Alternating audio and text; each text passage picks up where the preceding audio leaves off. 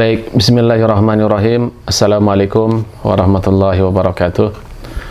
Innal hamdalillah nahmaduhu wa nasta'inuhu wa nastaghfiruh wa na'udzu billahi min syururi anfusina wa min sayyiati a'malina. May yahdihillahu fala mudilla lahu wa may yudlil fala hadiyalah. Asyhadu an la ilaha illallah wahdahu la syarikalah wa asyhadu anna Muhammadan abduhu wa rasuluhu la nabiyya ba'dah. Allahumma shalli wa sallim ala sayyidina Muhammad wa ala alihi wa sahbihi wa barik wa sallam tasliman katsira amma ba'du. Fa ya ayyuhal hadirun ittaqullaha faqad fazal muttaqun. Qala ta'ala fil Qur'anil azim, ya ayyuhalladzina amanu qu anfusakum wa ahlikum nara. Wa qala aidan walladzina yaquluna rabbana hab lana min azwajina wa dhurriyyatina qurrata a'yun waj'alna lil muttaqina imama.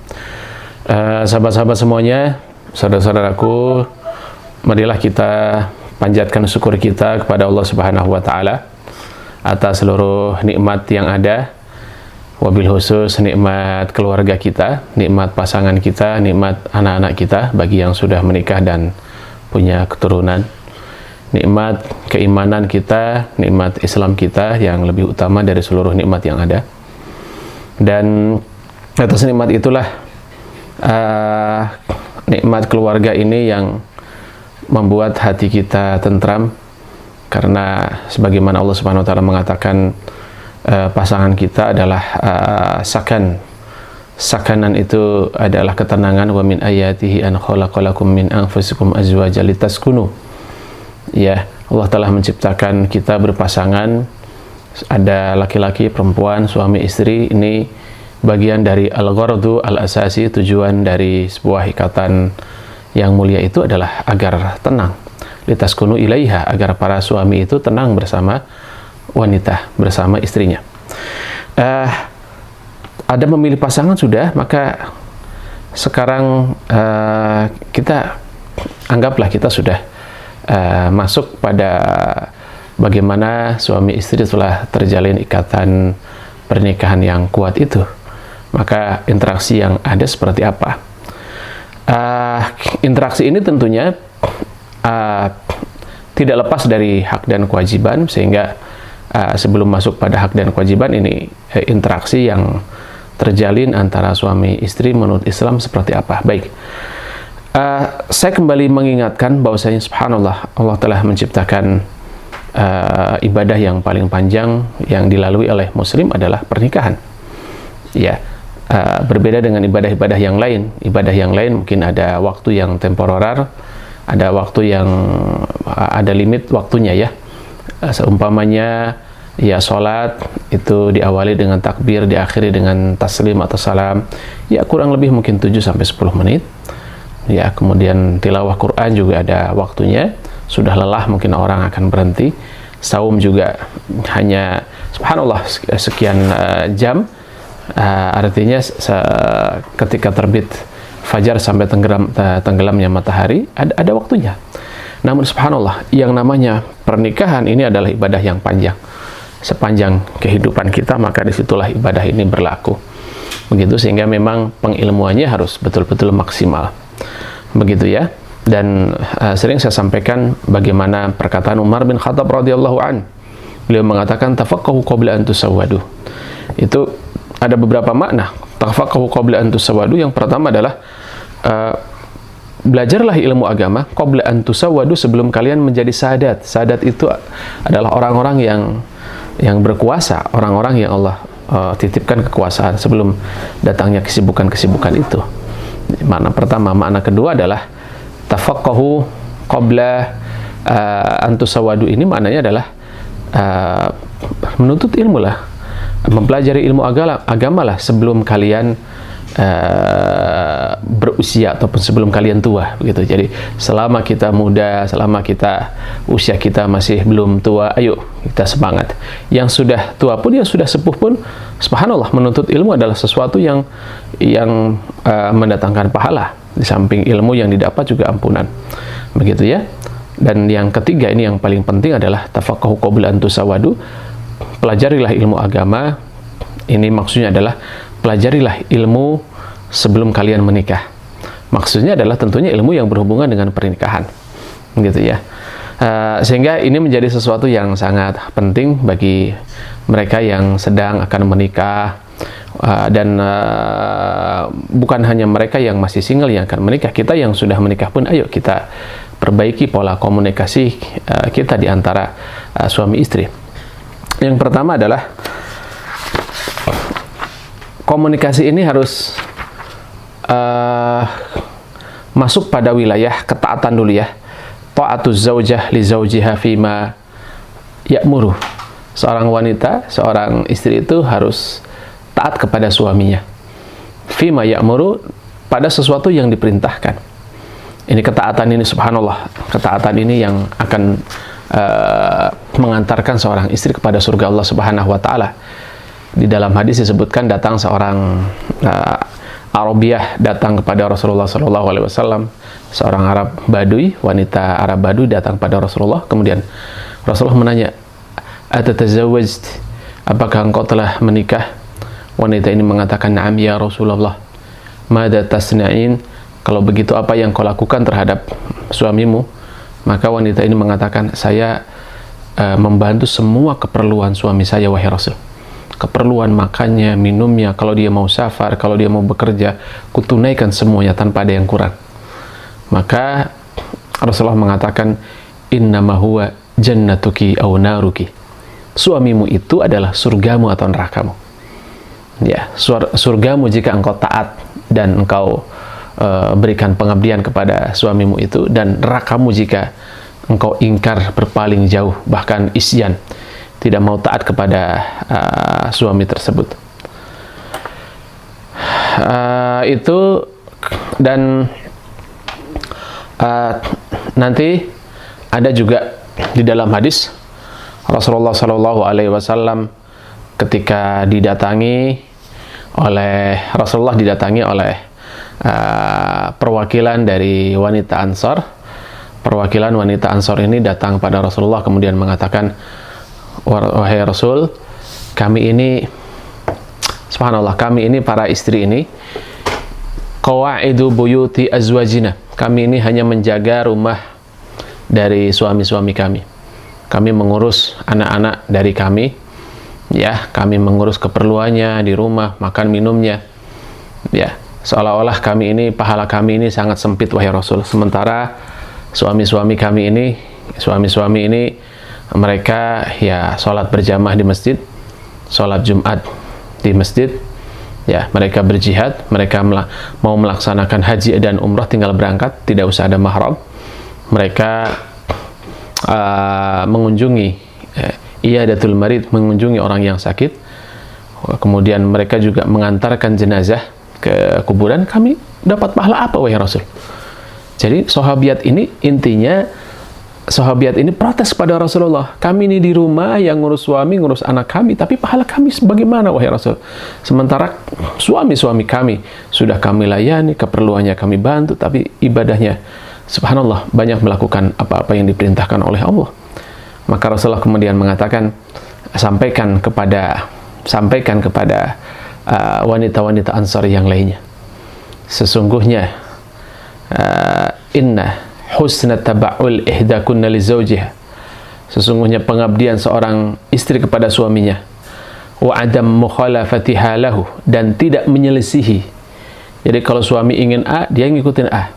Tidak menyelisihi itu artinya tidak menolak, tidak berseberangan dengan keinginan suami. Barang siapa yang melakukan itu, maka fa innaha ta'dilu dzalika kullaha, maka itu pahalanya menyamai seluruh amal-amalan baik yang dimiliki suami tadi itu. Ya, dia berjihad, ya sholat Jumat, berjamaah di masjid, menjenguk yang sakit, mengantarkan jenazah kuburan, pahalanya sama dengan itu. Padahal sang istri tidak kemana-mana, hanya di rumah berjamaah, sholat juga di rumah, ibadah juga terbatas dengan ibadah-ibadah yang di rumah, sehingga ibadah seorang istri yang menyamai jihad, haji, sholat Jumat, tiada lain tidak bukan adalah bentuk pengabdian seorang istri pada suaminya, gitu ya. Ini yang subhanallah, Islam memuliakan sekali. Islam memuliakan wanita sehingga wanita ditempatkan pada tempat yang sangat mulia. gitu, yang walaupun nanti silahkan saja seorang wanita menjadi guru, menjadi pengajar ilmu agama, ya kan, ya, ataupun bekerja tapi pada wilayah yang bisa dilakukan oleh wanita, ya guru, seumpamanya bidan dan seterusnya, tidak ikhtilat, syaratnya tidak ikhtilat dan tidak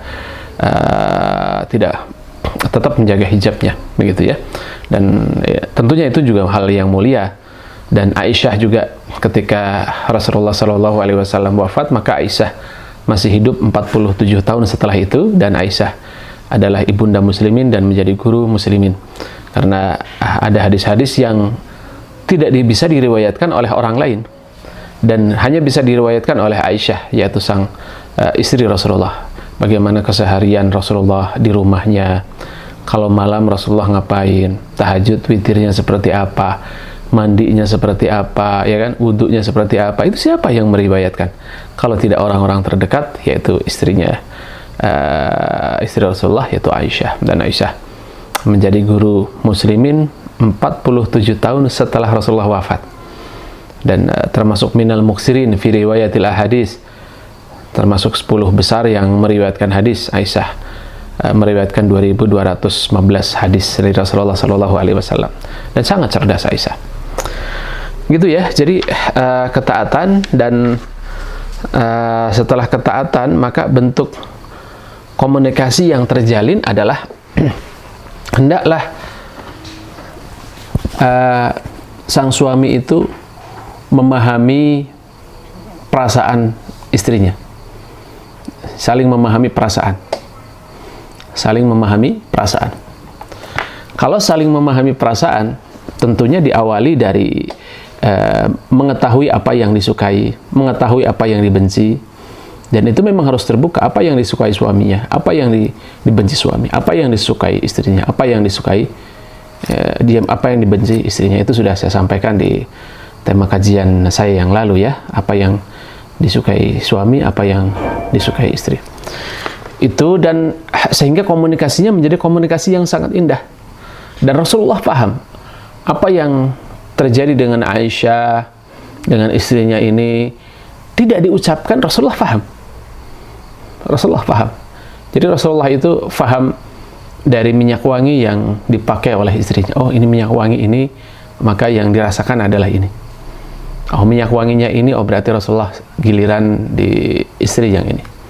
Dan Rasulullah paham apa yang terjadi dengan Aisyah. Apakah Aisyah itu sedang marah atau tidak, itu paham. Jadi subhanallah, sampai ke isyarat-isyarat hendaklah suami istri itu paham. Dan Rasulullah memahami itu. Rasulullah mengatakan, saya inilah arif, sungguh saya mengetahui apa yang kau rasakan, wa Aisyah. Apa yang kau rasakan saya mengetahui. Jika engkau bahagia, jika engkau senang, saya mengetahui. Dan jika engkau sedang tidak suka atau murka, saya mengetahui. Jika engkau sedang senang, maka engkau mengatakan wa rabba Muhammadin. Dan jika engkau sedang tidak suka, maka engkau mengatakan wa rabba Ibrahim. Jika engkau sedang suka kepadaku, dia mengatakan demi Rabbnya Muhammad, demi Rabb suamiku. Dan jika engkau sedang tidak suka kepadaku, Aisyah sedang marah, ya, maka engkau mengatakan wa rabba Ibrahim, demi Rabbnya Ibrahim. Ya, sebetulnya kan Rabbnya Muhammad dengan Rabb Ibrahim kan masih sama, Allah Subhanahu wa Ta'ala. Tapi begitulah wanita, kadang jika dia marah, dia menggunakan nama yang lain. Jika dia sedang senang, sedang ridha, dia menggunakan nama suaminya. Itu yang terjadi dengan Aisyah radhiyallahu anha, dan Rasulullah itu faham, Rasulullah memahami. Jadi begitu ya, subhanallah. Maka memang harus sudah mulai belajar nih para suami. Yang agak sulit memahami itu biasanya suami. Yang kurang sensitif, kurang memahami itu biasanya suami. Karena suami itu cenderung menggunakan akal. Sampai ketika urusannya adalah komunikasi suami istri, itu masih menggunakan akal pikirannya. Bainama kanat, berbeda dengan wanita, ketika dia berkomunikasi dengan suaminya, itu yang muncul tetap perasaannya, dan itulah indahnya. Ya, indahnya, masya Allah, keindahan di dalam rumah tangga bagi mereka yang terjalin cinta setelah menikah begitu, keindahannya demikian begitu. Dan komunikasi ini tadi sudah ya, mengetahui isyarat-isyarat ya, ini baik isyarat yang disuka ataupun isyarat yang tidak disuka. Dan hendaklah para suami ini lebih sensitif lagi, lebih peka lagi begitu. Kenapa? Karena istri kita itu sangat peka ya. Dalam suatu pelatihan keluarga sakinah terjadi dan sepasang suami istri disuruh ke depan, kemudian pasangan itu antara suami dan istri, ini sepasang ini dikatakan, coba di antara kalian siapa yang lebih duluan, ini di depan peserta yang lainnya, di depan umum peserta yang lain di suatu gedung pelatihan pernikahan, pelatihan keluarga sakinah. Coba duluan siapa yang lebih duluan untuk mengucapkan aku cinta padamu? Siapa yang lebih duluan mengucapkan aku cinta padamu? Suami istri, silakan. Ayo duluan siapa yang sanggup mengucapkan aku cinta padamu lebih duluan? Menurut antum kira-kira siapa? Ternyata yang bisa mengucapkan duluan adalah istri. Kenapa? Karena istri itu mengucapkan itu dari perasaannya, dari cintanya langsung. Tidak mengungkapkan dari pikirannya, diukur dengan rasio, ya, tidak. Berbeda dengan laki-laki, para suami itu, aduh, apa kata dunia kalau saya mengucapkan aku cinta padamu? Di sini ada ada bawahan saya di kantor misalkan. Ini ada teman kantor nggak yang mikirin panjang sekali, tidak menggunakan perasaan secara dominan. Maka memang perlu komunikasi penyelarasan. Sehingga itu satu ya. Karena memang dua karakter yang berbeda. Yang satu lembut dan berbicara dari hati, yang satu karakter kasar dan berbicara dari akal. Kita tahu itu dari mana? Maka subhanallah, khuliqa al-mar'atu min ad-dil' wa in a'waja syai' min ad-dil'i a'lahu. Wanita tercipta dari tulang rusuknya laki-laki. Yang paling bengkok dari tulang rusuk itu adalah yang paling atas itu. Jika engkau bersikeras untuk meluruskannya langsung, kasar tahu akan patah dia. Tapi jika engkau tidak pernah mendidik, ya, tidak pernah mengajarkan adab, engkau biarkan saja, ya dhallu a'waj. Tulang itu akan senantiasa bengkok. Begitu. Sehingga subhanallah, ada seninya, memang ada seninya bagaimana mengolah interaksi suami istri ini. Dan bagian yang penting dari komunikasi suami istri ini adalah pujian. Pujian ini menduduki pengaruh yang cukup signifikan dalam komunikasi suami istri. Rasulullah pernah memuji, Rasulullah ketika memanggil Aisyah, Rasulullah menggunakan panggilan ya Aish, ya, atau ya Humaira, panggilan-panggilan yang indah. Dan kita lihat nanti di dalam sejarah, Khadijah juga memuji Rasulullah SAW. Jadi pujian ini penting ya. Silahkan para suami belajar untuk memuji istrinya. Apakah pakaian yang dipakainya itu bagus, ya kan? Masya Allah, wah, ini bajunya bagus sekali, dipuji. Masya Allah, masakan Umi enak, dipuji, begitu ya. Dan Rasulullah dipuji oleh Khadijah. Ketika Rasulullah pulang dari Gua Hira itu dalam kondisi ketakutan itu, kemudian Rasulullah demam, ya, merasa takut ya ketika pertama kali bertemu dengan Jibril, belum kenal, tiba-tiba mengatakan, ya Muhammad, Iqra, wahai Muhammad, bacalah. Kemudian Rasulullah dipeluk erat sekali sampai sesek dada beliau. Ya, kemudian turunlah surat Al-Alaq 1-5. Itu kan Rasulullah pulang dalam kondisi gemetaran, demam, dan Rasulullah mengatakan, zamiluni,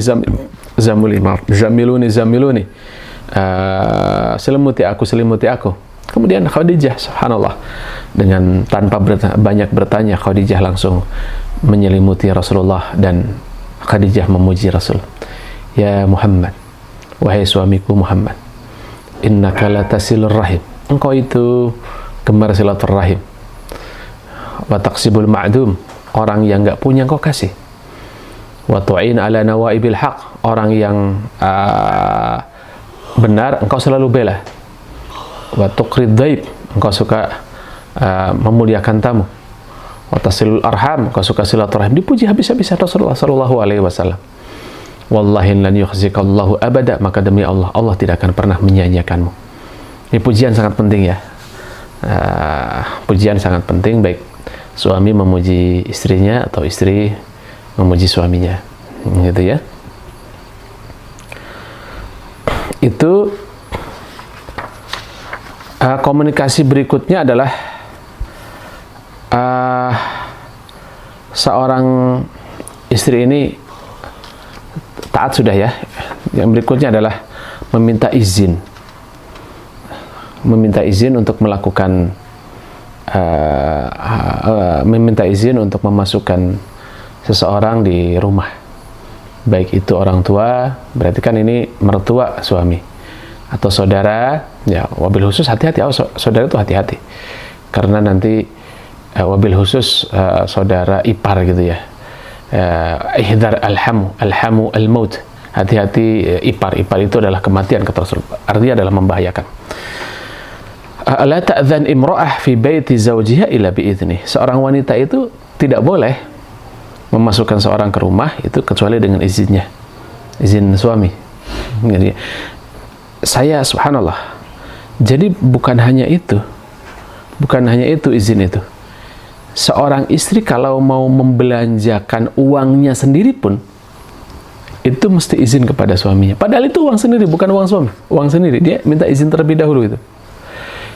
Ya, ada mutasarrufuz zaujah fi mali zaujiha bighairi idzni. Jelas kalau mau menggunakan uang suami itu minta izin, itu sudah jelas. Karena kullukum ra'in wa kullukum mas'ulun an ra'iyati, setiap kita pemimpin akan dipertanggungjawabkan. Wal mar'atu ra'iyatun fi baiti zawjiha, dan seorang istri juga memimpin di rumah suaminya, dan dia akan dipertanyakan terhadap apa-apa yang terjadi di rumahnya.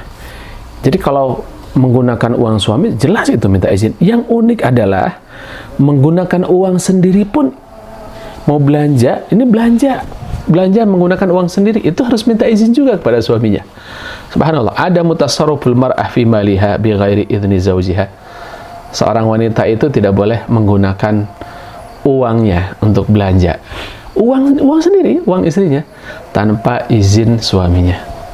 Ada hadisnya, la yajuzu limra'atin an tantahik syai'an min maliha ila bi idzni zawjiha. Ini hadis riwayat Imam Ahmad. Tidak boleh seorang wanita menggunakan harta dirinya, ya, mau menggunakan harta dirinya untuk suatu keperluan, tidak boleh kecuali atas izin suaminya. Jadi subhanallah, jadi suami itu betul-betul imam ya, masya Allah. Seorang imam dimintai izinnya, bukan hanya dimintai pendapatnya, tapi diminta izinnya, gitu ya. Karena Ibnu Katsir mengatakan yang dimaksud dengan imam di sini adalah raisuha wa kabiruha wa muallimuha wa lakim 'alaiha wa muaddibuha. Suami sebagai rais, kepala rumah tangga, suami sebagai orang besar yang dihargai, sebagai guru, dan sebagai seorang hakim yang memutuskan seluruh apa yang akan diambil keputusannya di keluarga. Baik, sudah azan, apakah kita pending dulu? Ya, Ustaz, kita rehat dulu, Ustaz.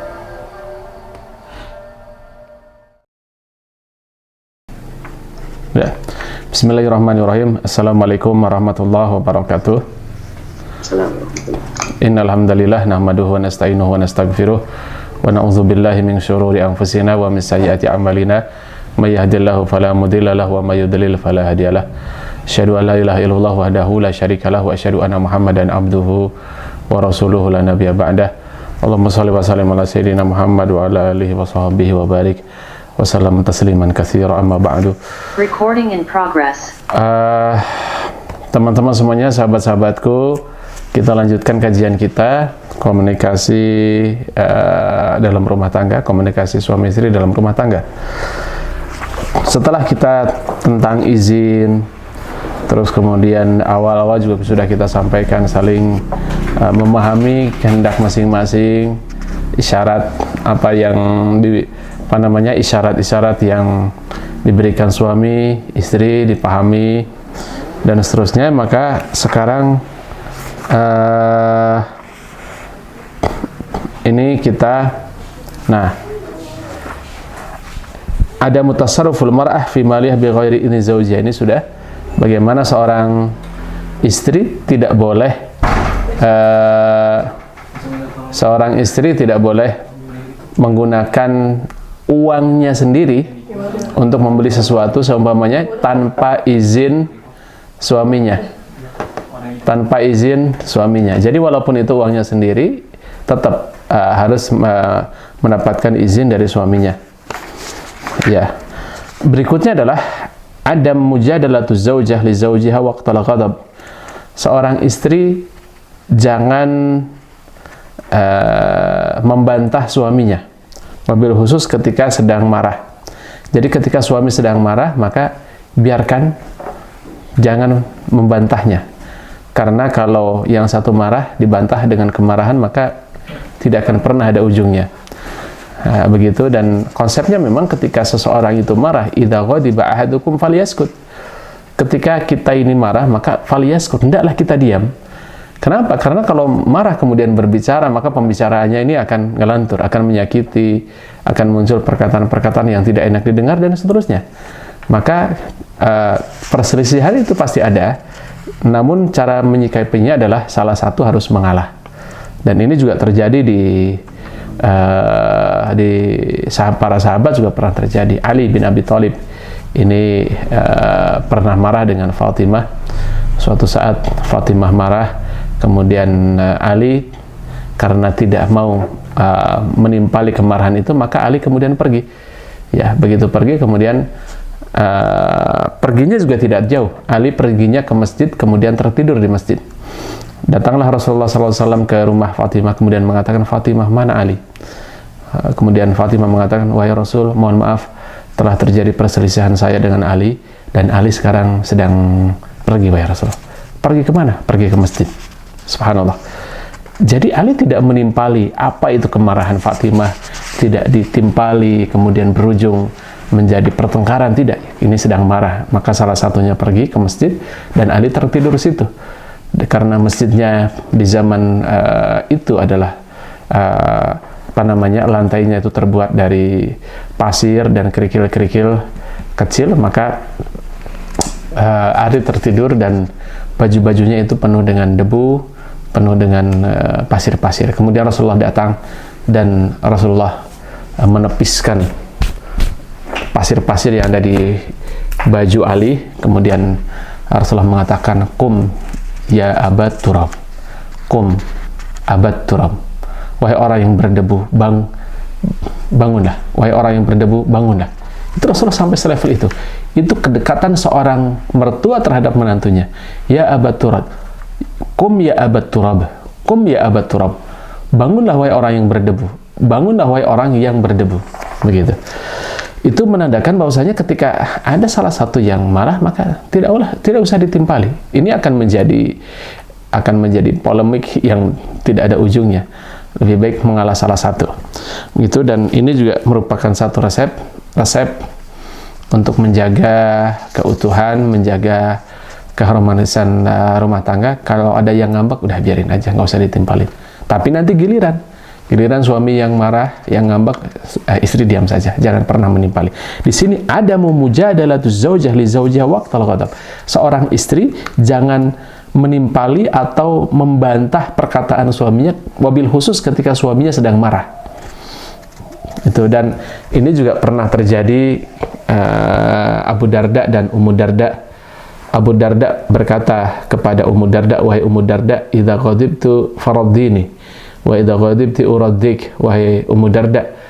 Ya, ini satu strategi ya, bagaimana untuk melanggengkan pernikahan. Wahai Ummu Darda, jika saya marah, engkau diam ya. Engkau diam dan lakukan sesuatu yang membuat aku ridho. Begitupun pula jika engkau marah, aku akan diam dan aku akan melakukan sesuatu yang membuat engkau senang atau ridho. Dan awet rumah tangga itu. Begitu ya, jadi saling memahami lewat tadi itu, salah satu marah, maka yang satu jangan menimpali. Biar yang satu mengalah, dan mendengarkan. Karena wabil khusus ketika wanita marah itu perlu untuk didengar saja. Wahai para suami, ketika istri sedang ngambek, sedang marah, dengarkan saja, dengarkan. Karena istri sedang minta didengar, gitu ya. Setelah seharian penuh ngurus rumah, ngurus anak-anak, kerepotan, kelelahan, ya kan? Maka kadang ada ngambek, ya wajar, biar kita dengarkan saja. Dan ini juga pernah terjadi pada Umar bin Khattab radhiyallahu an. Walaupun terjadi dalam asar yang dhaif, ada seorang sahabat ini subhanallah punya problemnya adalah dia dimarahin istrinya. Sahabat ini dia dimarahin oleh istrinya. Kemudian ini terjadi pada zaman Umar. Karena dia dimarahin istrinya, maka dia ingin mengadu kepada Khalifah Umar bin Khattab, kira-kira solusinya seperti apa. Maka sahabat ini datang ke rumahnya Umar, gitu ya. Subhanallah, ternyata hal serupa terjadi juga pada Umar. Justru Umar yang didatangi itu juga sedang dimarahi oleh istrinya. Ya, sedang dimarahi oleh istrinya, maka sahabat ini tadinya mau mengetuk pintu, mau silaturahim, mau minta petunjuk. Umar juga sama, tapi Umar diam saja. Maka sahabat ini karena sudah terlihat ya akan masuk di depan pintu, tidak jadi, akhirnya pergi. Umar tahu, ini ada tamu. Akhirnya sahabat itu dipanggil, wahai Fulan, kesinilah engkau. Ya, akhirnya orang itu datang pada Umar.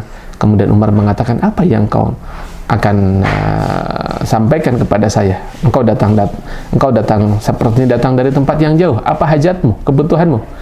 Maka orang ini mengatakan, wahai Umar, ya sesungguhnya saya dimarahi oleh istri saya dan saya diam. Saya ingin mengadukan istri saya kepadamu. Ternyata qadarullah, Anda juga sedang dimarahi oleh istrimu, tapi Anda diam saja. Maka cukup menjadi petunjuk bagi saya, ya sudah, orang selevel Umar saja diam ketika istrinya marah, maka saya pun akan diam ketika istri saya marah dan saya akan pulang. Kemudian Umar mengatakan, ya memang demikian yang harus dilakukan. Ya, istri kita itu adalah orang yang telah memasakkan makanan kita. Istri kita adalah orang yang telah mengurus rumah kita, mencucikan pakaian-pakaian kita. Dan istri kita itu adalah orang yang telah mengurus dan melahirkan anak-anak kita.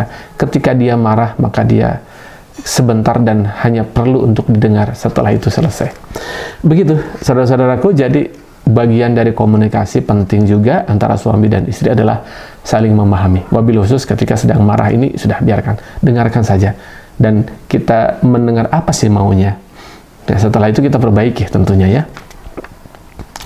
Tapi ini harus menjadi sesuatu yang bergiliran ya. Jangan sampai yang marah itu istrinya saja, suaminya diam saja. Giliran suaminya marah, istrinya menimpali, terjadi pertengkaran yang panjang. Tidak, saling memahami. Oh, dia sedang ngambek, dah diamkan. Ya, kita rangkul dia, kita raih dia. Gitu ya. Demikian juga ketika istri sedang marah, kita diam. Suaminya marah, istri diam. Begitu ya, sehingga terjadi pola komunikasi yang baik, gitu ya. Yang berikutnya, adamul ifrat fil ghirah. Bagian dari komunikasi yang penting juga adalah jangan terlalu berlebihan di dalam cemburu. Awas, jangan terlalu berlebihan di dalam cemburu. Ini jangan berlebihan ya. Cemburu itu ada tapi tidak boleh berlebihan. Ya, cemburu tanda cinta iya, tapi jangan berlebihan. Sahabat mulia Ali bin Abi Thalib mengatakan, ghiratul rijali din wa ghiratun nisa'i kufr. Qila walima? Qala li'annaha tuharrim ma ahallallah. Fasidatul ghirah indal mar'ah tunaffiru az-zawj wa taj'aluhu yamal ishrat az-zawjah. Ya. Cemburunya seorang laki-laki itu agama. Kalau laki-laki cemburu, itu memang agama memerintahkan kita untuk cemburu. Jadi kalau suami cemburu pada istrinya keluar rumah, kemudian subhanallah, dia berdandan, bersolek, kemudian keluar rumah, suaminya cemburu, itu memang agama memerintahkan begitu. Ya kan? Sehingga nanti di dalam hadis disebutkan, la yadkhul jannah dayyus. Ya, tidak akan masuk surga orang yang tidak memiliki rasa cemburu. Baik cemburu terhadap istrinya atau cemburu terhadap anak perempuannya. Maksudnya cemburu di sini adalah cemburu istrinya diganggu laki-laki lain, atau cemburu anak perempuannya diganggu laki-laki, gitu ya. Jadi kalau suami cemburu, itu memang agama memerintahkan cemburu, harus hati-hati, gitu ya. Jadi justru orang yang tidak memiliki cemburu itulah yang kemudian dia akan masuk neraka. Hanya memang adamul ifrat, jangan berlebihan. Jangan berlebihan. Cemburu iya, tapi jangan berlebihan. Nah, ini Ali mengatakan, ghiratul rijal, di cemburunya seorang laki-laki, seorang suami itu agama. Ya, oke. Wa ghiratun nisa'i kufrun. Akan tetapi cemburunya seorang wanita ini bencana. Kenapa? Li'annaha tuharrima ahalallah. Kadang-kadang wanita itu kalau sedang cemburu, dia mengharamkan apa-apa yang Allah halalkan. Ya, di dalam hadis yang lain, sesungguhnya wanita kalau cemburu itu la ta'rif a'lal wadi wa asfaliha. Wanita kalau sedang cemburu itu dia tidak tahu mana ya lembah dan mana mana tempat yang rata, dia nggak bisa membedakan, begitu ya. Dan ini juga terjadi dan kadang kalau cemburu menguasai hati itu membuat akal tertutup.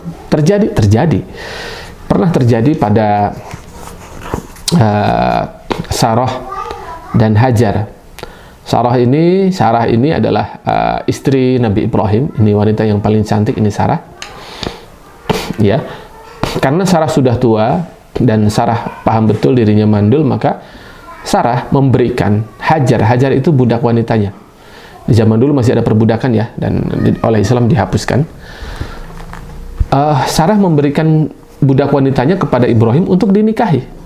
Memang ridho, iya ridho, karena ini sudah tua dan belum dikaruniai anak, dan memang merindukan datangnya anak. Nah, akhirnya Nabi Ibrahim kemudian menikah dengan Hajar, tapi ya cemburu. Dia yang, subhanallah ya, Sarah yang menyuruh Ibrahim menikahi Hajar, tapi Sarah juga yang cemburu. Sampai-sampai silahkan nanti di dalam riwayat hadis disebutkan, orang yang pertama kali menggunakan ikat pinggang, nitok itu ikat pinggang, dan ikat pinggang wanita itu biasanya diikat di pinggang dan ujungnya itu sampai nyeret-nyeret tanah kalau di zaman itu. Dan itu dilakukan oleh siapa? Oleh Hajar. Hajar adalah orang yang pertama kali ya menjulurkan ikat pinggang ke tanah. Supaya apa? Supaya jejak dia berjalan tidak diketahui oleh Sarah. Kenapa? Karena Sarah marah betul kepada Hajar. Bahkan Sarah pernah bersumpah, demi Allah, kalau saya bertemu dengan Hajar, akalku cincang-cincang dia. Hadisnya memang begitu. Ini karena marah. Dan disebutkan, saya sampaikan di awal, wanita kalau sudah marah itu dia tidak bisa membedakan mana baik mana buruk gitu ya. Tidak mengetahui, kalau bahasa hadisnya, wanita kalau sedang cemburu dia tidak mengetahui mana lembah dan mana daratan. Ya, daratan dikira lembah, ya jalan sempoyongan, atau lembah dikira daratan, ya jatuh. Karena cemburu ini menguasai hati sehingga akalnya tertutup dan terlanjur bersumpah itu. Sarah ingin mencincang-cincang Hajar, tetapi subhanallah, ya itu kan sedang marah. Maka Ibnu Hajar dalam kitabnya mengatakan, itulah orang kalau sedang marah, akalnya tertutup dan sumpahnya itu ya termasuk sumpah yang mulghah, ya laghul yamin, sumpah yang sia-sia yang harus dibayar kifarat memang. Begitu. Dan akhirnya ketika Sarah sudah tenang, Ibrahim datang, wahai Sarah, ini Hajar nih. Ini Hajar sudah datang. Engkau tadi bersumpah akan mencincang-cincang. Kemudian Sarah mengatakan, oh enggak juga, karena saya sedang cemburu dan marah. Oh, kalau gitu karena engkau telah melakukan pelanggaran terhadap sumpah, ya sudah, engkau membayar kifarat, dan kifaratnya ya sebetulnya engkau tunaikan sumpah itu, walaupun dengan tindakan seringan-ringannya. Engkau kan ingin mencincang, ingin melukai Hajar, ya sudah, sekarang lukai saja, tapi sedikit. Maka kemudian Hajar ini dilukai oleh Sarah, yaitu di bagian telinga. Jadi Sarah ngambil jarum, kemudian ditusukkan ke telinga Hajar itu, sehingga sampai sekarang ini bekas kemarahan dan kecemburuan Sarah terhadap Hajar itu, ya itu membuat lubang di telinga. Di telinga siapa? Di telinga Hajar.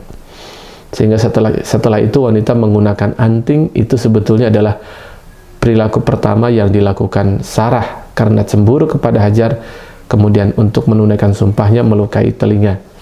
dan di telinga itulah digunakan perhiasan sampai sekarang. Jadi para akhwat, para ibu, ini berterima kasih ya ini atas cemburunya seorang wanita. Hari ini para ibu menggunakan anting-antingnya. Dan itu di dalam hadis Syarah Nawawi, Syarah Muslim dalam Syarah Minhaj, Al-Minhaj fi Syarah Muslim, Imam Nawawi mengatakan disitulah seorang wanita ketika cemburu dan tertutup akalnya maka dimaafkan. Ini juga terjadi pada Aisyah sebetulnya. Aisyah juga pernah melakukan itu. Aisyah itu ketika Rasulullah sedang di rumah Aisyah, datanglah salah seorang wanita. Ini ulama mengatakan Saudah. Wanita itu adalah istri Rasulullah dan memberikan makan. Ada makanan yang dikirim dari salah seorang istri Rasul. Kepada siapa? Untuk Rasul. Tapi Rasulullah sedang giliran di rumah Aisyah. Ya, disampaikan oleh pembantu. Maka Aisyah marah, ini Rasulullah sedang jatah di rumah saya, tapi kenapa kok ada makanan juga? Ya kan? Aisyah cemburu. Sehingga Aisyah memukul tangan pembantu itu sehingga bejananya pecah. Ya kan? Bejananya pecah. Jadi Aisyah memecahkan piring. Jadi kalau hari ini ada piring pecah, ya, dulu pernah juga Aisyah, tapi Aisyah tidak sengaja dan itu juga sedang cemburu. Maka Rasulullah membiarkan saja. Bedanya kalau hari ini, subhanallah, keluarga muslim piring pecah dibalas dengan gelas terbang. Tidak boleh. Rasulullah membiarkan dan Rasulullah mengatakan gharat ummukum, ibunda kalian sedang cemburu. Udah gitu saja, selesai. Kemudian wahai Aisyah, ini piringnya milik Saudah, ganti ya karena engkau telah memecahkan. Udah selesai, tidak panjang. Karena cemburu itu ada dan sebagaimana saya sampaikan di awal, ini juga Aisyah termasuk yang ma'fu anha, dimaafkan. Kenapa? Karena rasa cemburu ini telah menguasai akalnya dan akalnya tertutup. Sehingga ulama ini Ibnu Hajar kalau tidak salah dalam Fathul Bari mengatakan inilah rasa cemburu wanita yang menutupi akalnya, sehingga baik Sarah dan Hajar, baik Sarah ataupun Aisyah itu tidak kena dosa. Kenapa? Karena akalnya sedang tertutup karena rasa cemburu itu. Begitu ya. Ini pola komunikasi. Awas, pola komunikasi kalau ada cemburu jangan terlalu berat, jangan terlalu besar cemburu itu. Kenapa? Siddatul ghirah indal mar'ah tunaffir az-zawj. Kalau wanita yang sangat pencemburu itu membuat laki-laki itu nggak nyaman, nggak betah, akhirnya laki-laki itu pergi. Ya, wa taj'aluhu yamal ashratu zaujah. Sampai-sampai nanti suami akan bosan, tidak akan nggak mau lagi lah berbuat baik pada istri saya, ya kan? Akan begitu pada akhirnya.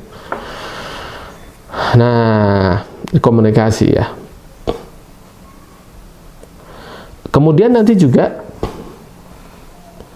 ada, nah ini, walihada fa'inan nabi lamma qila lahu ya Rasulullah ala tatazawwaj minan nisa'il ansar qala inna fihim laghirah syadidah. Rasulullah ditanya oleh para sahabat, ya Rasul, kenapa engkau tidak menikahi wanita Ansar? Jadi yang dinikahi oleh Rasulullah adalah wanita-wanita Mekah ya, Muhajirin. Dan Rasulullah mengatakan, kenapa? Dikatakan oleh para sahabat, wahai Rasul, kenapa engkau tidak menikahi wanita-wanita Ansar? Memang Rasulullah tidak menikahi wanita Ansar. Rasulullah mengatakan, inna fihim laghirah syadidah. Saya tidak suka. Kenapa? Karena karakter wanita Ansar itu punya cemburu yang meluap-luap, cemburu yang berat meluap-luap. Saya tidak bisa itu. Jadi pesan penting, awas para bunda, ya kan, para akhwat, jangan memiliki rasa cemburu yang berlebih. Rasul saja nggak mau menikahi wanita Ansar. Kenapa? Karena wanita Ansar itu rata-rata karakter pencemburu berat. Dan Rasulullah tidak mau itu. Yushir bidzalik wallahu a'lam ila anna shiddata ghirah qad takunu amran ghaira muhtamal. Sehingga memang dari sini disimpulkan kalau cemburu itu terlalu berat, itu memang kadang orang tidak bisa sanggup gitu ya, menahan cemburu yang berat itu. Oke, kita lanjutkan. Ihtimamul mar'ah bihusni manzariha, bagian dari komunikasi adalah seorang istri ini hendaklah ya berias untuk suaminya. Ya, khairun nisa'il lati tasurruhu idza nazar wa tuti'uhu idza amar wa la tukhalifu fi nafsiha wa la maliha bima yakrah. Sebaik-baiknya wanita adalah wanita yang menyenangkan. Jika engkau pandang dia menyenangkan, ya, dia berias, berdandan wangi, perkataannya menyenangkan, ya, penampilannya menyenangkan. wa tuti'uhu idza amar, dan dia taat kepadamu terhadap perintah-perintahmu wahai suami. Wala tukhalifuhu fi nafsiha, dan wanita yang sebaik-baik wanita itu yang tidak menyelisihi suami, tidak pernah membantah. Suami ingin A, dia ingin B, enggak, dia selalu ikut. Suami ingin A, ya sudah, saya A saja. Ya, tidak menyelisihi suami. Ya, fi nafsiha wala maliha bima yakrah. Ya, tidak menyelisihi apa-apa yang dibenci oleh suami, baik di dalam harta ataupun di dalam interaksinya. Jadi ini menjadi suatu yang sangat penting ya. Awas, penampilan ini penting. Seorang istri hendaklah berhias untuk suaminya, gitu kan? Kenapa ya? Subhanallah, hari ini suami pergi ke kantor, ke tempat bisnisnya, ke tempat dagangnya, di jalan, subhanallah, ya wanita-wanita tidak berhijab, mereka sudah berhias, ya kan? Ini mengganggu pemandangan, sementara istri kita di rumah tidak berhias, ataupun berhias kalau mau ke undangan saja, mau keluar rumah, sementara di rumah nggak pernah berhias untuk suaminya. Nah ini dikoreksi, silahkan akhwat. Justru kita ini, ya akhwat-akhwat ini berhias untuk suaminya, ya. Sebaik-baiknya wanita adalah wanita yang menyenangkan suaminya, dipandang nyenengin, ya, didengar perkataannya nyenengin. Semua yang dilakukan wanita yang nyenengin itu adalah sebaik-baiknya wanita, gitu. Sebaliknya juga demikian, para suami juga harus berhias untuk istrinya, sebagaimana Ibnu Abbas mengatakan, inni la atazayyan ya limra'ati kama tatazayyan hiya li. Saya ini berhias untuk istri saya sebagaimana istri saya berhias untuk saya, gitu. Jadi indah, ini indah. Awas para akhwat, jangan sampai di rumah ya suami melihat sesuatu yang tidak menyenangkan atau mencium sesuatu yang tidak wangi, ya. Kan ada beberapa pesan tuh dari seorang wanita, seorang bunda Arab Baduy kepada istrinya, kepada anak perempuannya. Wahai anak perempuanmu, sebentar lagi engkau akan meninggalkan rumah ini, engkau akan pindah kepada rumah suamimu. Maka perhatikan beberapa hal. Perhatikan, jangan sampai pandangan suamimu itu melihat sesuatu yang tidak menyenangkan. Jangan sampai banyak sampah, kotor, berantakan, dan dilihat suami, itu tidak menyenangkan. Satu. Kedua, jangan sampai suamimu itu mencium atau mengendus sesuatu yang tidak sedap. Mohon maaf, jangan ada yang tidak sedap di rumah. Jadi wanita ini mandi, ya kan, pakai parfum untuk suami, boleh, harus dianjurkan. Ya, jangan sampai juga suamimu itu merasa lapar. Jadi kalau di rumah harus selalu ada makanan supaya suami tidak lapar. Kenapa? Li'anna syiddatal ju' muhlibah. Karena orang kalau lapar itu memicu emosi. Jadi sebetulnya kalau hari ini kenapa istri saya kok marah-marah? Sebetulnya dia sedang pengen kuliner sebetulnya. Sebetulnya ya sedang lapar. Orang kalau sedang lapar itu emosi ya tidak bagus. Jadi awas matamu jangan melihat sesuatu yang tidak menyenangkan. Ya, awas suamimu jangan sampai mencium sesuatu yang tidak sedap. Awas suamimu jangan sampai dia kelaparan di rumah. Kenapa? Karena kalau orang lapar itu dia akan mudah tersulut emosinya, gitu ya. Gitu ya. Jadi para suami juga harus menyenangkan. Jadi yang menyenangkan itu bukan istri harus berhias, mandi, berdandan, sementara suaminya tidak mandi, tidak boleh. Jadi Ibnu Abbas mengatakan, saya ini berdandan untuk, ya inilah atazayyan linisa, saya berdandan untuk istri saya sebagaimana dia berdandan untuk saya, begitu. Nah itu, ini diperjelas lagi, zuhuruz zauj amama zaujah bihai'ah tuhibbuha. Kebalikannya, seorang suami juga harus menyenangkan ketika dipandang oleh istrinya. Jadi jangan, suami berharap istrinya menyenangkan sementara dia nggak pernah dandan, ya tidak menggunakan parfum, ya mandi asal-asalan, ya tidak boleh. Ini walahunna mislullazi alaihinna bil ma'ruf. Istri harus melakukan apa-apa yang dicintai oleh suami sebagaimana suami juga harus melakukan apa-apa yang dicintai istrinya, gitu ya. It'amur rajul, yang berikutnya, it'amur rajul zaujatahu mimma ya'kul. Seorang suami itu memberikan makan kepada istrinya dari apa-apa yang ia makan. Ya, ini maksudnya memberikan nafkah ya. Suami memberikan nafkah. I'ti harasaka anna syi'ti wat'imha idza ta'imt waqsiha idza iktasait wa la tuqabbih al-wajh wa la tadrib. Nah, apa kewajiban suami? I'ti harsaki anna syi't. Ya. Ini Rasulullah mengatakan engkau boleh mendatangi kebunmu, ladangmu kapan saja. Jadi maksudnya adalah istri kan nisaukum harastulakum fa'atu haratakum anna syi't. Istri itu adalah ladangmu. Istri itu ladang. Dan sekali lagi, istri itu adalah ladangmu, maka kalau engkau mau berladang seperti apa terserah engkau.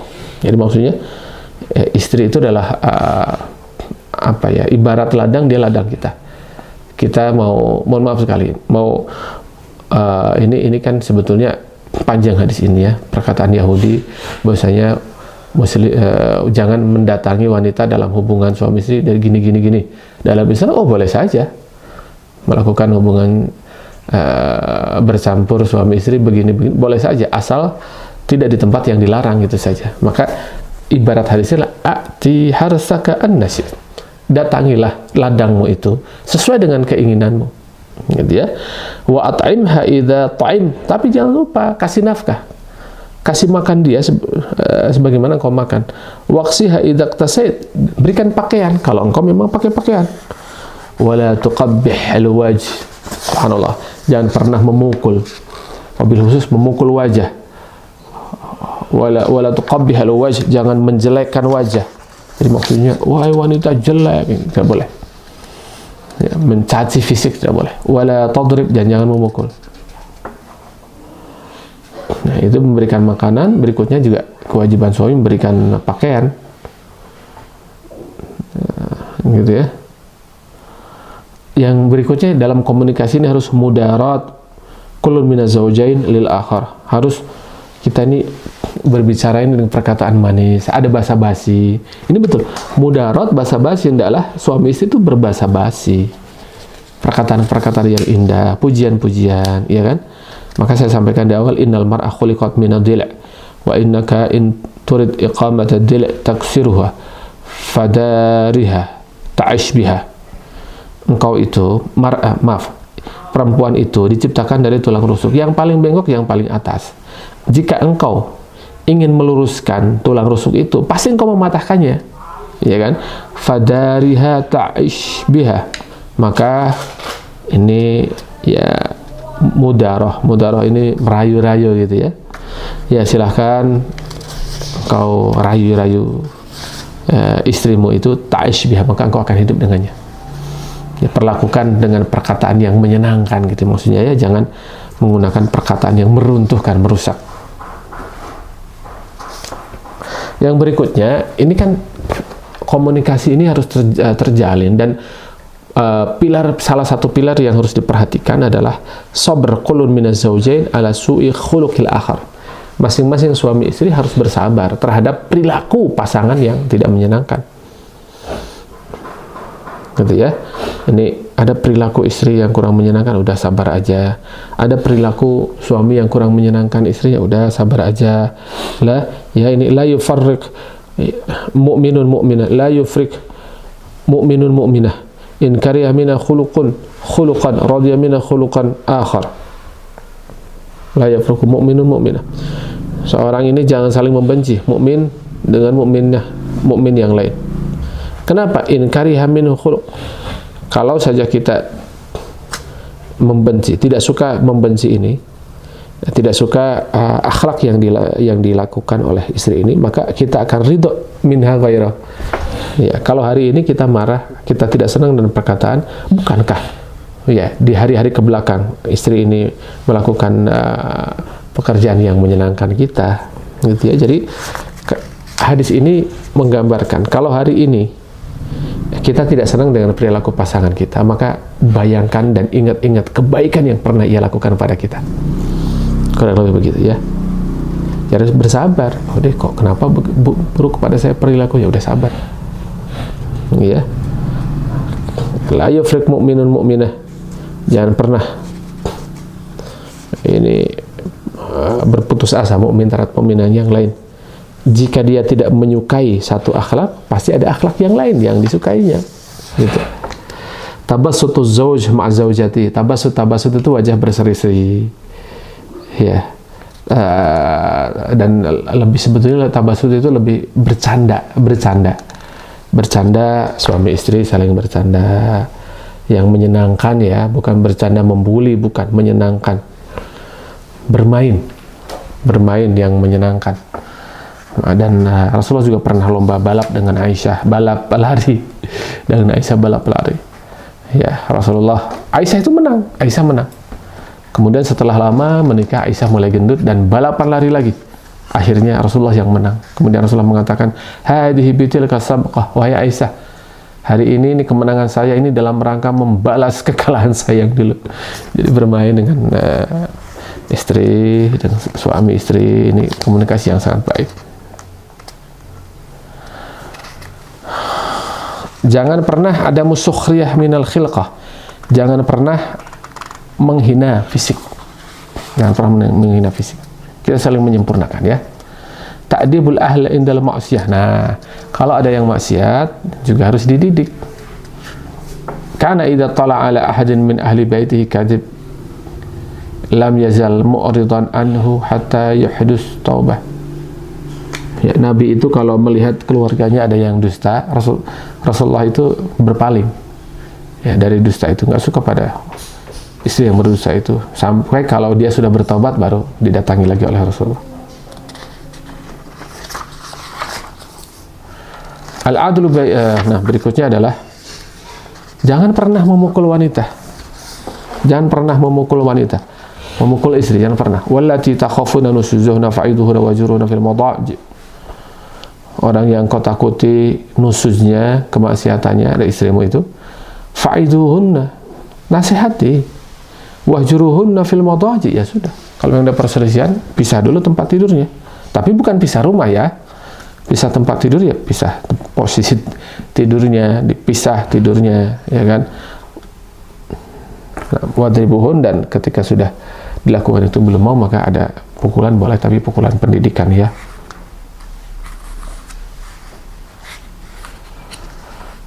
Nah, jangan pernah memukul wanita.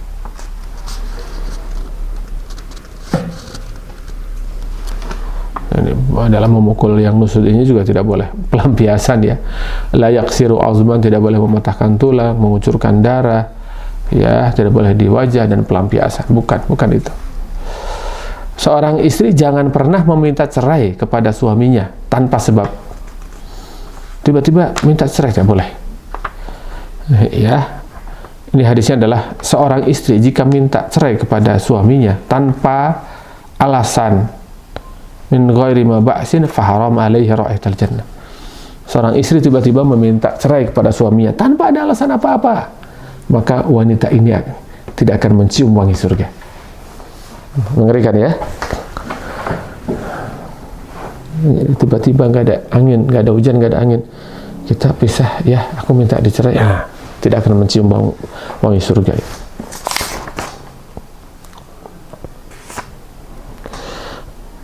Saya kira cukup dulu, Ustaz. Kalau ada pertanyaan kita tanya jawab. Cukup dulu. Aku qouli hadza wa astaghfirullah li wa lakum. Assalamualaikum warahmatullahi wabarakatuh. Waalaikumsalam warahmatullahi wabarakatuh. Alhamdulillah. Terima kasih Ustaz Firman yang telah memaparkan materinya. Insyaallah sangat bermanfaat untuk kita yang sudah menikah ataupun bagi yang belum menikah pun ini juga sangat bermanfaat untuk mengarungi bahtera rumah tangga di kemudian hari. Baik, insya Allah ada pertanyaan Ustaz, bisa didiskusikan Ustaz ya? Iya, silahkan. Silahkan Ustaz, bisa kita diskusi. Udah ada yang masuk, bacakan saja Ustaz. Iya. Izin bertanya Ustaz, apabila ada suami istri saat ta'aruf telah menyepakati tidak akan ta'adud, tetapi saat di tengah pernikahan ada uzur yang tidak ada jalan lain selain ta'adud, misalkan sang istri mandul, apakah seorang suami itu ingkar janji atau bagaimana Ustaz? Ada Ustaz penjelasannya? Ini ulama terbagi dua ini di dalam penyikapan syarat-syarat pernikahan. Yang pertama, syarat pernikahan termasuk syarat ta'adud itu harus ditepati. saya tidak akan ta'adun, maka harus ditepati. Ini pendapat pertama. Tapi pendapat kedua, ya ketika syarat itu tidak sesuai dengan syariat, tidak usah ditepati. Ya pendapat yang kuat adalah, ya silahkan. Kalau mazhab Hambali itu syarat itu harus ditepati. Inna ahaqqu ma wafaitu mastahlaltum bihil furuj. Syarat yang harus ditepati adalah syarat yang berhubungan dengan hubungan suami istri, termasuk pranikah mensyaratkan tidak akan poligami. Subhanallah, itu kan poligami bagian dari syariat ya. Jadi seorang istri tidak selayaknya tidak mengajukan syarat itu. Kenapa? Karena kalau sudah mengajukan syarat, suami setuju, suami harus mengikuti syarat tersebut. Sementara ini kan syariat, sehingga kan terjadi begitu sudah akan dipenuhi, istrinya mandul. Ya, apa yang harus dilakukan? Kemudian ketika suaminya menikah lagi karena ingin mendapatkan keturunan, apakah dia salah? Kalau menurut saya tidak salah, karena ada pendapat yang membolehkan, ya, kullu syaratin laisa fi kitabillah fahuwa batil. Ada dalil yang mengatakan setiap syarat yang bertentangan dengan Al-Quran, dengan hadis, itu syaratnya batil. Syaratnya adalah batil. Bahkan, mohon maaf, akan saya bahas ini. Seorang istri meminta cerai kepada suaminya tanpa ada sebab syar'i, dia tidak akan mencium wangi surga. Termasuk, mohon maaf, ini di buku yang saya baca ini, seorang istri pun ketika minta cerai, ketika suaminya menikah lagi, tiba-tiba minta cerai, maka dia tidak akan mencium wangi surga. Ya, demikian. Dan kecuali jika memang tidak adil, baru minta cerai, itu bagian yang diperbolehkan. Tapi tiba-tiba suaminya menikah lagi, istri minta cerai, ini menurut hadis ini tidak akan mencium wangi surga. Begitu ya. Jadi kesimpulannya, syarat pranikah itu harus ditunaikan. Ada juga ulama yang mengatakan tidak usah ditunaikan kalau tidak sesuai dengan ruh syariat, seperti tadi poligami itu. Begitu ya.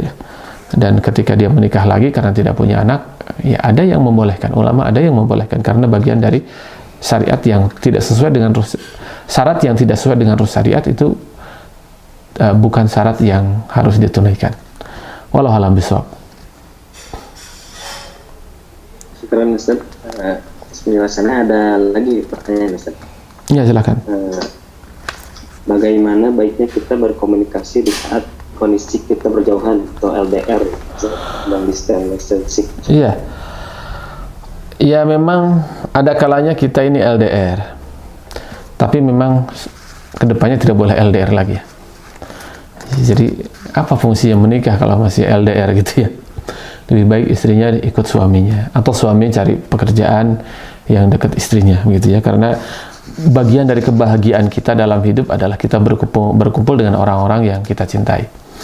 Begitu ya. Apa yang harus kita lakukan kalau LDR? Ya bersabar. Pertama bersabar memang. Risikonya memang harus bersabar. Kalau LDR ya bersabar. Itu. Nah, terus kemudian juga kedua, mencari solusi supaya tidak LDR. Dan kalaupun masih terpaksa harus LDR, maka komunikasinya adalah karena yang harus ngurus itu adalah istri, maka istri menelpon suaminya. Ya, Mas, udah makan belum? Makannya bagaimana? Harus begitu, ditanya. Oh, tadi siang saya makan di kantin. Oh, ya sudah. Menyenangkan tidak? Tanya gitu, tanya. Karena bagian dari karakter wanita penduduk surga itu adalah wanita yang lelah mengurus suaminya. Jadi kalau LDR, bagaimana akan lelah? Akan mengurus suaminya, bagaimana akan mengurus suaminya? Ya kan? Sementara Khadijah itu sudah lelah itu mengurus suaminya, mengurus Rasulullah, sehingga Jibril mengatakan, Muhammad, bentar lagi Khadijah datang ke sini, dia bawa makanan. Ya, kalau dia sudah sampai sini, sampaikan Allah kirim salam, dan saya, Jibril dan Allah kirim salam ke Khadijah, dan berikan kabar gembira, dia akan dibangunkan istana di surga dari permata. Ya, la sakhab wala nasab, tidak ada teriak-teriakan, tidak ada kelelahan. Jadi maksudnya rumah istana Khadijah di surga itu tidak ada kelelahan. Kenapa? Karena Khadijah telah lelah ngurus suaminya. dan tidak ada kebisingan. Kenapa? Karena Khadijah tidak pernah meninggikan suara terhadap suaminya. Gitu ya, wallahu a'lam bishawab. Masih ada, Tat? Ustaz, bagaimana cara untuk mengingatkan suami ketika suami lupa untuk mendidik istri dan anak-anaknya? Ya, para suami punya kewajiban untuk mendidik anak dan istri. Qu anfusakum wa ahlikum nara, itu artinya adalah jagalah dirimu dan keluargamu dari api neraka dengan cara allimuhum, didiklah mereka, wa'dibuhum, ajarkan adab kepada mereka. Jadi yang berkewajiban untuk mendidik dan mengajarkan adab itu suami, gitu ya. Sehingga di dalam Al-Quran, dalam surat Tahrim ayat 6 ini, Ibnu Katsir mengomentari, ya, ra'isuhum wa kabiruhum wal hakim alaiha idza wajad wa muaddihim, ra'isuhum wa kabiruhum wa muaddibuhum wal hakim alaiha idza wajad. Suami itu adalah ketua, kepala rumah tangga, orang yang dihormati.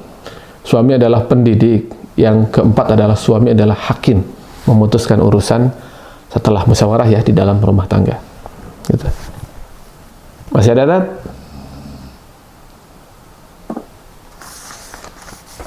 Belum ada lagi, Ustaz. Begitu aja, Mas.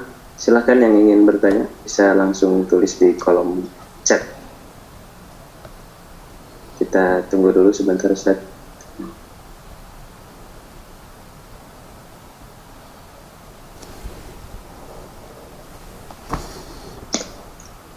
Ya, sepertinya sudah tidak ada, Ustaz. Mungkin untuk kalimat penutup dan diinfokan untuk kajian berikutnya apakah masih berlanjut atau berganti tema, ada yang silahkan. Baik, jazakumullah khair. Pola komunikasi dalam rumah tangga adalah pola yang penting karena akan mengekalkan, ya, akan membuat indah perjalanan rumah tangga kita. Karena rumah tangga itu adalah ibadah yang paling lama adalah rumah tangga, begitu ya. Dan untuk mendekatkan pola komunikasi ini adalah sebetulnya dari kedekatan, ya, ketaatan. Saya simpulkan ketaatan dan kedekatan ini akan baik kedekatannya kedekatan fisik ataupun kedekatannya kedekatan perasaan dan perhatian, gitu ya. Ya, termasuk memahami isyarat-isyarat, terus kemudian mengerti, saling memahami ketika yang satu marah, yang satu tidak membalas, melakukan hal yang diridhoi dan seterusnya. Dan sekali lagi, ini pola komunikasi ini adalah pola komunikasi yang arahnya membuat keluarga kita sakinah, mawaddah, warahmah, gitu ya. Jangan sampai karena pola komunikasi yang buruk maka rumah tangga kita ini menjadi rumah tangga yang tidak sakinah, yang berantakan, gitu ya. Mudah-mudahan Allah jadikan istri, suami kita, anak-anak kita menjadi qurratu a'yun untuk kita, dan kita dijadikan pemimpin bagi orang-orang yang bertakwa. Rabbana hab lana min azwajina wa dhurriyyatina qurrata a'yun waj'alna lil muttaqina imama. Rabbana atina fid dunya hasanah wa fil akhirati hasanah wa qina azabannar. Mohon maaf yang sebesar-besarnya. Assalamualaikum warahmatullahi wabarakatuh.